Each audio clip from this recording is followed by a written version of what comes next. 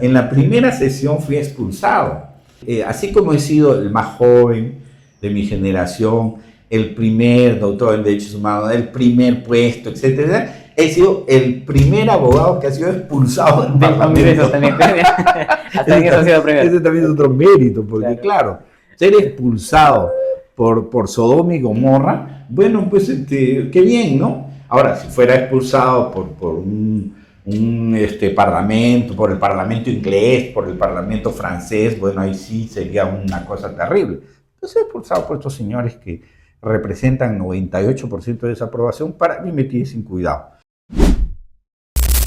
Hola, ¿qué tal? Bienvenidos a esta nueva entrega de Voces de Calle. En esta oportunidad nos encontramos con el doctor Carlos Torres Caro, a quien vamos a abordar ciertos temas coyunturales, parte de su trayectoria profesional, y también vamos a abordar sobre la defensa que ha realizado en el Congreso al expresidente Pedro Castillo. Bien, doctor, bienvenido. Muchas gracias por la oportunidad que me dan de dirigirme a todos ustedes y sobre todo a un público joven, porque al final de cuentas son el futuro del país. Muchas gracias, doctor. Es un honor para nosotros tenerle en este espacio. Bien, doctor, para la gente que no le conoce, parte de su trayectoria profesional, doctor. Muy gracias. Gracias. Bueno, yo he tenido una trayectoria que muchas veces cuando me pregunto esto, veo que he avanzado a mucha velocidad, porque siempre he obtenido las cosas muy rápido. Por ejemplo, terminé mi carrera a los 22 años y fui el primer abogado colegiado de toda la generación de peruanos en general, porque tuve la oportunidad de colegiarme en el primer lugar. En esa época solamente se colegiaba 2 veces al año, en julio y diciembre. Y bueno, agarré cupo para julio y fui el primerito y claro, he sido el primero de toda una generación. Luego fui a Europa, estudié en la Sorbona de París, estuve también en la Universidad Complutense y hice cursos libres en la universidad en Cambridge, Inglaterra. Y al mismo tiempo me preparé en todo lo que era posible en el ámbito de la ciencia política, relaciones internacionales, derechos humanos. Tengo, y esto me enteré hace muy poco, un privilegio de ser el primer doctor en derechos humanos del mundo.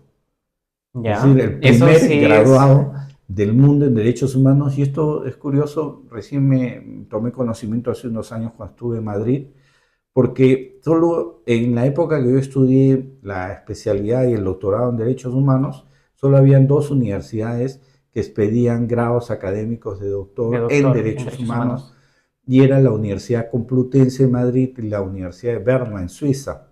Pero ninguno había dado ningún doctorado todavía. Yo fui el primero que se graduó que tuvo el grado con la tesis El derecho de resistencia a la tiranía, que fue premiada y con orden de publicación de tesis doctoral.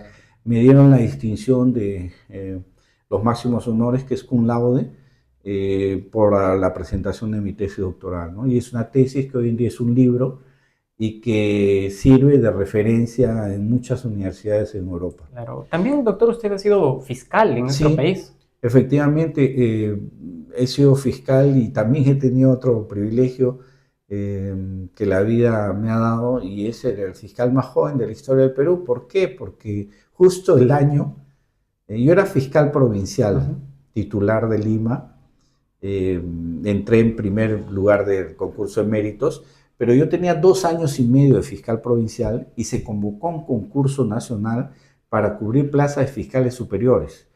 Y yo dije, bueno, es mi oportunidad, pero yo no podía porque tenía que tener 7 años de provincial y yo recién tenía 2 años y medio. Entonces, sin embargo, podía como abogado. Entonces renuncié a mi plaza titular de fiscal provincial, renuncié y me presenté como abogado libre para fiscal superior. Y fue una casualidad, como pocas en la vida, que justo ese año, por primera vez y única vez, porque no se ha vuelto a repetir, se bajó la edad de 35 años que requiere para ser fiscal superior o juez superior a 32. Es la única vez en la historia. y yo tenía 32 años. 32 años, que justo iba a cumplir durante el periodo del proceso de convocatoria. Entonces yo fui a hablar, como era profesor universitario, enseñaba en todas las facultades, en la ELIM, en la Católica, en San Marcos, en la San Martín, etcétera.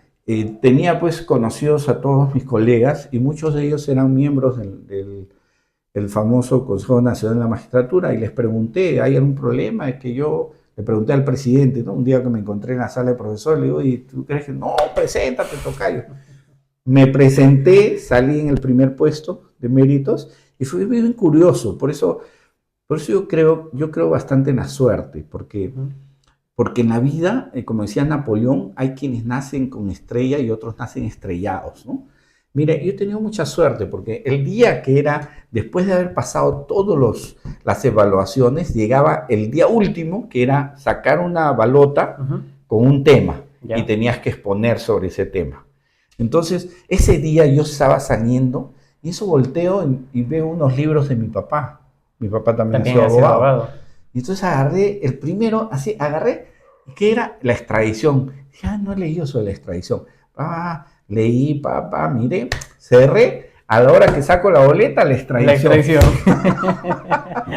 Y pues magníficamente lo tenía todo en mente y gané el primer puesto y fui el más joven a los 32 años fiscal superior titular. Pero también ha sido congresista, de hecho, usted también, que sí, fue el congresista más votado en ese. He sido el congresista, ¿no? Y por eso presidí el Parlamento, juramenté a todos los parlamentarios de la época y fue también una oportunidad bastante interesante porque era relativamente joven, tenía la edad que 39, 40 años y para presidir el Parlamento pues era bastante joven, ¿no? Lástima que en ese momento no había vacancias, si no de repente hubiera sido presidente del Perú. Algo, doctor, que usted, que claro, ya fue congresista, pero regresa al Congreso y esta vez de una forma distinta. Usted regresa como abogado del expresidente Pedro Castillo. Sí. Y que de hecho esto fue bastante controversial en relación a lo que usted fue expulsado. Coméntenos cómo fue esto. Bueno, mira, a propósito de la primicia, esto la vas a tener y es más, te voy a dar un PDF sobre la portada. Estoy publicando para que las futuras generaciones, para que los jóvenes sepan por qué razones hay que defender a veces cosas que no son populares, ¿no? Yo asumí el caso Castillo después de largas deliberaciones y de larga insistencia de parte de los enviados que me enviaba Pedro Castillo. ¿Y sabes cómo fue?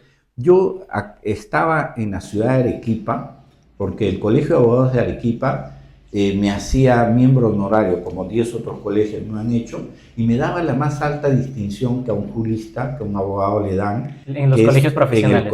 Sí, en el Colegio de Abogados de Arequipa. Era la distinción Francisco García Calderón, que Francisco García Calderón ha sido presidente del Perú durante la guerra con Chile, y es un prócer para los arequipeños. Entonces, la más alta distinción lleva su nombre. Y me la dieron.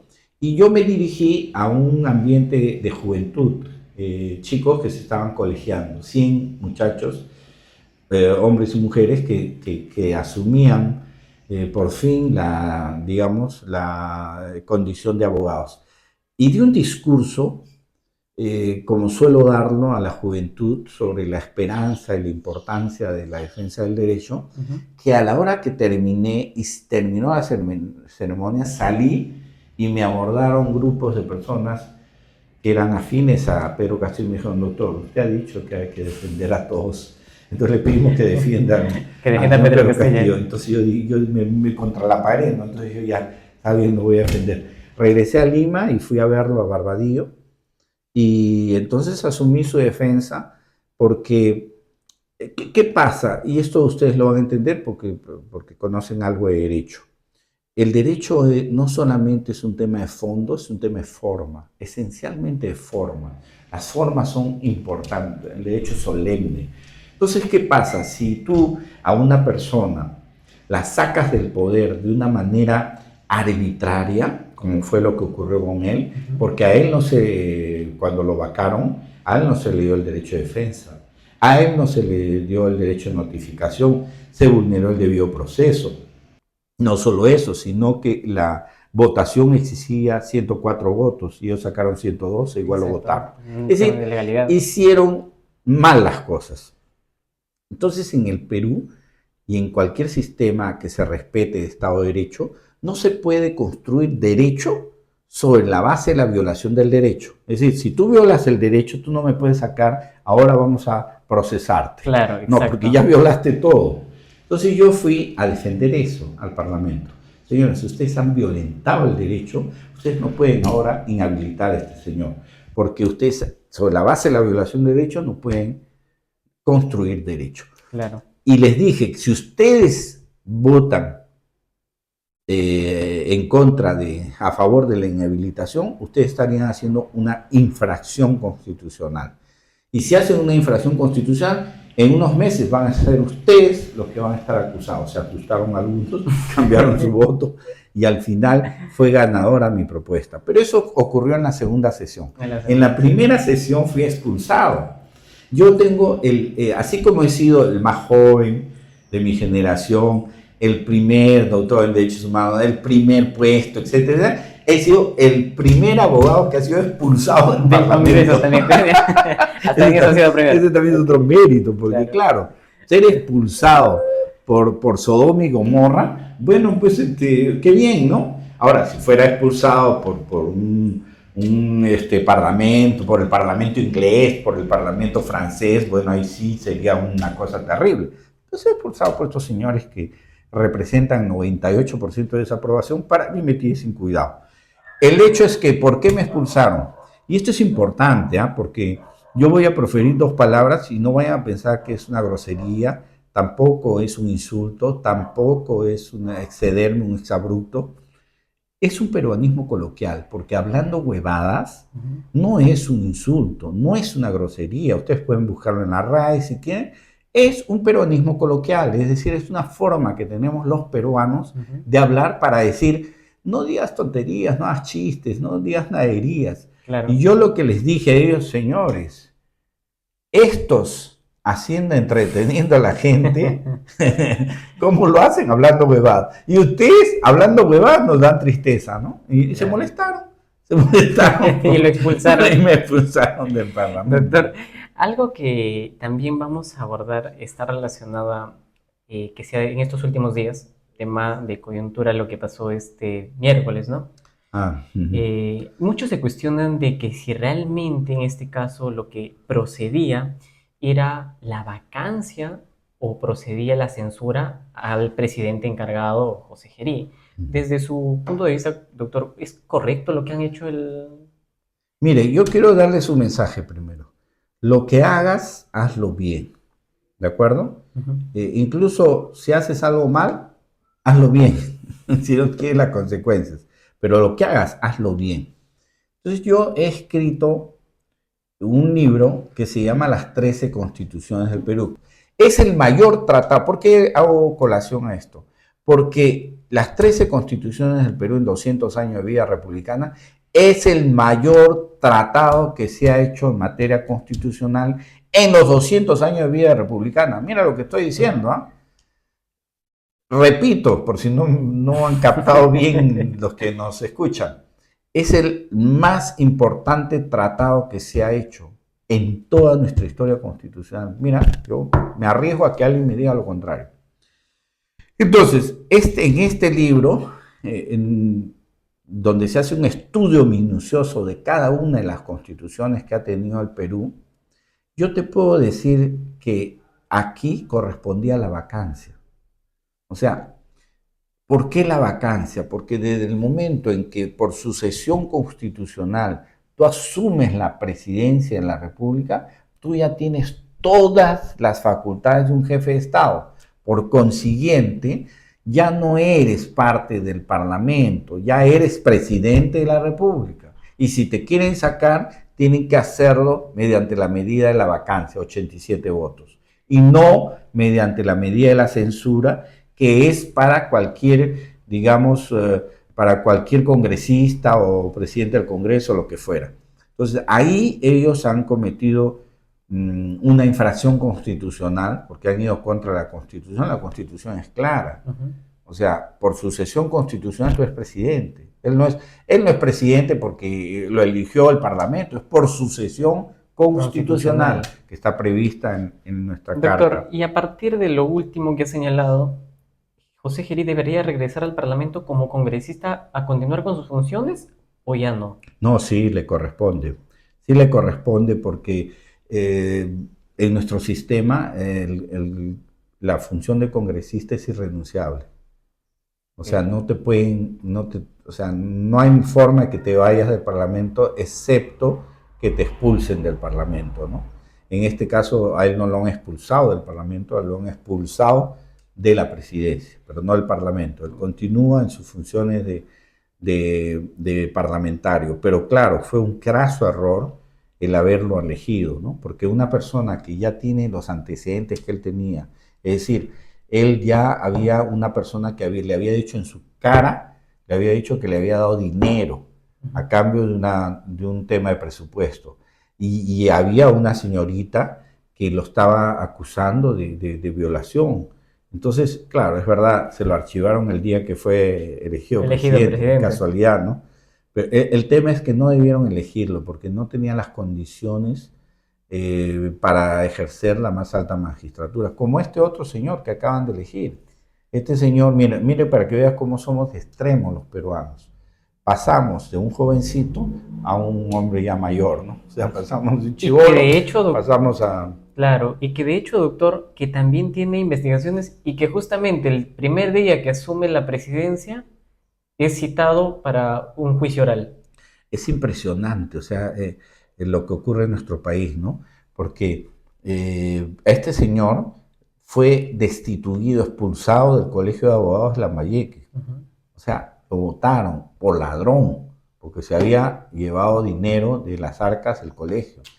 Y además, la Corte Suprema, es decir, el Consejo Nacional de la Magistratura, no lo ratificó como vocal y lo mandó a su casa. ¿Por qué? Porque él había hecho unas ciertas mañas favorecimiento en algunos procesos, en algunas investigaciones, ¿no? Entonces, a esa persona con esas características y además perteneciente a un grupo que se ha caracterizado por estar en el radicalismo, a ese señor lo han elegido presidente. Es que es impresionante lo que ocurre en el país. Doctor, ¿y qué acciones debería tomar el actual presidente para poder tener una estabilidad política en el país?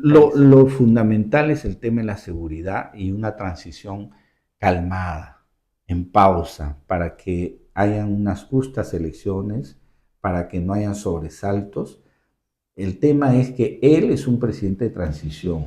Él no va a cambiar absolutamente nada de los acontecimientos que le ocurren al Perú. Lo único que tiene que asegurarse es que la inseguridad no se incremente y que haya un proceso de transición a un nuevo gobierno con elecciones transparentes, limpias, justas. Nada más. Eso es lo único que se le pide. Entonces, que no esté elaborando él, porque él se está reuniendo con toda la fuerza, como si fuera un presidente que va a durar 5 años. O sea, él lo que tiene que hacer es, con lo que tiene, avanzar. A partir de lo último que ha señalado, doctor, también ha sido cuestionado pues, el presidente actual por el tema de estar a favor del matrimonio infantil. ¿Usted qué opinión tiene sobre estos cuestionamientos y principalmente también sobre ese tema? Bueno, lo he escuchado, yo no sé si será la IA, que ahora usted sabe que pueden poner en su boca cosas que usted no dice, pero lo he escuchado decir que está muy bien que jóvenes, o sea, adolescentes, niñas de 14 años en adelante, está bien que tengan relaciones sexuales porque les va a madurar, van a ser, o sea, psicológicamente van a estar mejor, y no solo eso, sino ha dicho algo que a mí me parece bastante grave, sobre todo a ese nivel, que alumnas con profesores, profesores con alumnos, y bueno, o sea, yo te puedo aceptar eso, y esto es a nivel universitario quizás, porque han habido casos de profesores que se han casado con alumnas y a la inversa, que incluso está mal, ¿no es cierto?, pero a ese nivel de colegios no, eso es inaceptable, ¿no? Bien. De la misma forma, doctor, también nuevamente trayendo a colación un poco el caso Pedro Castillo, y lo menciono porque en menos de 24 horas que asumía el actual presidente se había presentado la solicitud de indulto. ¿Procede el indulto para Pedro Castillo? Mire, ahí yo creo que mi amigo Ayala, que es el abogado, ha querido tener un poco de noticia, ¿no? Para tener cámaras. Yo creo que eso es, porque es improcedente, porque para el indulto se requiere, para que haya perdón, tiene que haber una sentencia consentida y ejecutoriada. Mientras tanto, tú eres inocente, mientras se pruebe lo contrario. Entonces yo no le voy a perdonar a un inocente. Entonces, a menos que él diga, acepto todo y aquí que se quede todo. Tendría que Cosa que no hay, desistirse de la tendría que apelación. existirse, tendría que aceptar su responsabilidad, tendría que hacer todo eso. Entonces, ahí sí podría, bueno, te vas a perdonar. Pero mientras no haya eso, ¿de qué indulto estamos hablando? Ahí no hay indulto, no existe. Podría haber una amnistía, porque la amnistía no interesa si está en el proceso, si lo han sentenciado, si no lo han condenado, etcétera. Una amnistía es el olvido, como tú sabes, es olvidarnos de que ocurrió esto. Como lo que ha ocurrido con el tema de este señor que acaba de salir de prisión, el general, ¿cómo se llama? El general que va a ser candidato de Podemos, ya ni El su nombre me Orresti. acuerdo, Urresti. Orresti. Por ejemplo, él está saliendo por una amnistía, por una interpretación que está haciendo el Tribunal Constitucional, amparándose en la ley que han dado de amnistía, cosa que es discutible, ¿no? Porque ya la Corte Interamericana ha dicho que no se puede dar amnistía para casos de violaciones de derechos humanos. Doctor, pero también, mire, en este caso de darse eventualmente, porque eventualmente entiendo que también de la misma forma va a tener que ser evaluado esta solicitud de indulto, pero No, ahí no entendiéndose, procede, ¿eh? no procede No de ninguna procede, forma. de Pero inadmisible. en relación a la amnistía, esto sí tendría que aprobar el Ah, no, pero eso Congreso. lo tiene que hacer el El Congreso. Congreso. Y con eso no lo va a hacer, pues. Así es. Bien, de la misma forma, doctor, también algo que le pregunto a usted y que en lo personal considero que es un punto que está relacionado, bueno, al tema del sistema de justicia en el país. Uh -huh. Desde un ámbito constitucional, doctor, muchas veces se ha visto, pues, en la realidad de que hay una divergencia entre el mensaje que se le da a la sociedad en el ámbito de justicia, por ejemplo, en el caso Pedro Castillo, pero también con relación al tema de la legalidad, que hay una colisión entre la legalidad, porque se habla mucho de que Pedro Castillo incluso no debió haber sido condenado, pero también por otro lado dicen, el principio, o sea, por principio de legalidad no debió ser condenado, pero por el mensaje que se le da a la sociedad sí debería ser condenado. ¿Cuál Claro. es su posición de usted? Ya, es interesante lo que planteas porque nos muestra las diversas teorías del derecho que existen, ¿no? Una que es el realismo jurídico, otra que es el naturalismo jurídico y otra que es el positivismo jurídico. Cuando se habla de legalidad se habla de positivismo jurídico, cuando se habla de legitimidad se habla de naturalismo jurídico y el realismo jurídico es lo consensual entre los hechos y lo que acontece. En el caso específico de Pedro Castillo estamos claramente que ahí no hay un delito. O sea, desde el punto de vista de la legalidad no existe delito de rebelión cuando no había ni una pistola de juguete. O sea, en el caso, ¿qué hizo Pedro Castillo al dar su golpe de Estado? Lo que hizo fue, en ciencia política se llama acto político fallido. Es un acto político, sí, porque lo hace un político, pero es fallido. Y los actos políticos fallidos no tienen consecuencias penales, tienen consecuencias administrativas, sí, pero no consecuencias penales.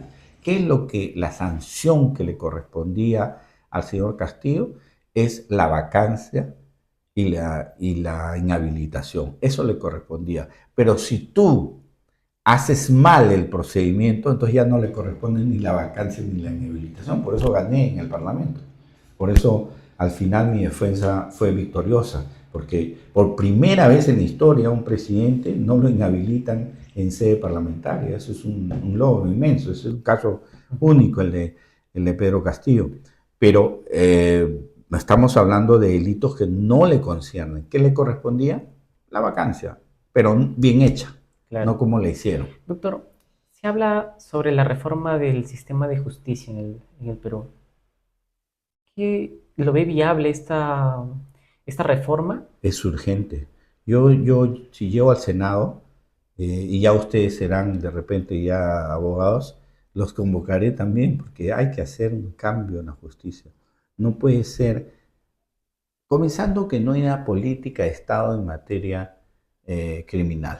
No hay una política de Estado. O sea, no, el Estado no se ha planteado unos parámetros para hacer la lucha contra el crimen organizado, etcétera. Entonces, tenemos que hacer, y eso te lo digo ¿por qué? Porque la policía agarra a unos delincuentes y la fiscalía los suelta. O a veces la policía agarra, la fiscalía los agarra y el juez los suelta. Entonces, eso es inviable en un Estado democrático, un Estado de derecho, porque no hay coordinación. Es decir, las instituciones, cada una hace lo que le da la gana. Entonces, ¿por qué? Porque no hay una política de Estado. Entonces, lo primero que hay que hacer es hacer, yo no diría que una reforma, hay que hacer una reingeniería del sistema de justicia, porque lamentablemente quienes van al sistema de justicia no son los mejores, son los peores. O sea, una de las condiciones que se debe establecer, por ejemplo, para el ingreso al sistema de justicia, es que por lo menos estén en quinto superior, o sea, que durante su vida estudiantil, ese que pretende en algún momento ser juez, haya demostrado también una conducta, digamos, de por lo menos de interesarse en el mundo al cual se va a dedicar. Entonces, si tenemos personas que cualquiera puede acceder hoy en día a ser juez, fiscal, etcétera, entonces mucha gente, no son los mejores lamentablemente los que van, porque esos cargos, que ahora están muy bien pagados, dicho sea de paso, ahora ganan más de 25.000, 30.000 soles, Claro, es sí. una barbaridad lo que ganan ahora, deben estar reservados a los mejores profesionales de derecho, a los que más han contribuido dentro de su mundo universitario a hacer progresar el mundo jurídico. Entonces, tenemos que refundar a través de una reingeniería el sistema de justicia y dar paso a generaciones de jóvenes porque la juventud es más proclive a la lucha de los grandes ideales. Por eso dice, medio en serio, medio en broma, decía, esto le atribuían a Churchill, decía, cuando si uno no ha sido de izquierda en su juventud, es porque no tiene corazón. Y si uno no es de derecha en su madurez, es porque no tiene cerebro. Excelente, doctor. Algo que usted plantea en relación, o algo que usted está planteando en relación a la reforma del sistema de justicia o el sistema del poder, o el poder judicial, puntual. Ministerio Público, Junta Nacional de Claro. Justicia, Tribunal Constitucional, OMPE, perdón, INPE, etcétera, todo el sistema de justicia. ¿Cómo lo haría? Bueno, hay que reformularlo a través de un procedimiento de acceso a esas situaciones en las cuales tiene que primar ya un verdadero concepto de meritocracia, pero no en el sentido de saberte paporreta, un código o lo que sea, sino de cuál es la conducta que tú has tenido en el transcurso de tu vida estudiantil, de tu vida abogadil o de lo que fuera, porque no, a mí no me interesa que sean magistrados digamos, que sepan mucho. Lo que me interesa es que sean honestos, uno, y que sean valientes, dos. Porque tú puedes tener magistrados que saben un montón, pero son magistrados que son unos deshonestos o son magistrados que no son valientes, porque para ejercer la magistratura, yo la he ejercido, hay que tener valentía, porque sin valentía tú no puedes definitivamente poner tus pautas. Entonces lo que hay que ir es en busca de la valentía.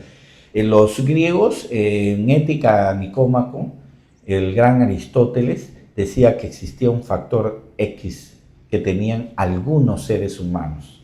Y a esos había que agarrarlos y protegerlos y cuidarlos, porque en las épocas de crisis los necesitábamos. ¿Cuál es el factor de X? La valentía. O sea, hay que ser valiente en cualquier cargo, porque tú te enfrentas a poderosos, ¿no? Entonces, claro, cuando yo, por ejemplo, fui al Parlamento y me enfrenté a todos ellos, había que tener cierto nivel de valentía para decirles en su Claro. cara eso, ¿no? Porque claro, a mí me han empapelado, me han denunciado, han querido destruir. Fíjese, con esto cierro este apartado. Notificaron al Colegio de Abogados de Arequipa que me había dado la distinción que te hablé hace un rato Ujú. para que me la retiraran. No solo eso, en septiembre la Universidad Nacional San Luis Gonzaga de Ica me había dado la máxima distinción que da una universidad, que es el doctor honoris causa. Honoris Yo causa. tengo 6 doctorados honoris causa y la universidad me acababa de dar. Presionaron a la universidad para que me retirara algo que es Ese grado que... honorario, algo que es Exacto. honorario, que no es que se lo dan a un gran jurista, se lo dan a un gran personaje. Imagínense, a ese nivel han llegado, ¿no? A ese nivel de empapelarme en el colegio de abogados, en la fiscalía, en todos lados, ¿no? Pero en todo les he vencido, en todo les he vencido. Entonces me tienen sin cuidado, es un galardón para mí. Claro. Bien, Y doctor, eso lo relato en el libro en el libro de que me la que va a sí, salir el de... libro que yo les he dado para que publicite, que se llama Hablando Huevadas. Excelente, doctor. Un mensaje final que le gustaría darle a las personas que nos ven. Bueno, estamos en épocas de campaña. Elegir es algo muy importante porque no es un acto cualquiera lo que va a ocurrir el 12 de octubre, es un acto sumamente trascendente. ¿Por qué es trascendente? Porque ahí se decide el destino de quienes van a, de alguna manera, darnos más seguridad o inseguridad, de quienes van a ser un país más honesto, un país más corrupto. Es decir, las personas que nos van a representar. Entonces, como es importante eso, hay que cumplir el precepto bíblico. Por sus hechos los conoceréis. Busca los hechos de cada individuo, qué hicieron en el pasado, qué han hecho con su vida y de acuerdo a ello vote en consecuencia. Tú no puedes permitir que los mismos que ahora están y que han destruido el país sean los que van a dirigir los destinos del país. Porque como decía Einstein, y lo repito a menudo, si quieres un resultado diferente, no hagas lo mismo. Así de simple. Claro. Bien, doctor, le agradecemos por estar en este espacio y muchas gracias, doctor. Muchas gracias por vernos y recuerden que pueden seguirnos en nuestras redes sociales y suscribirse al canal. Muchas gracias.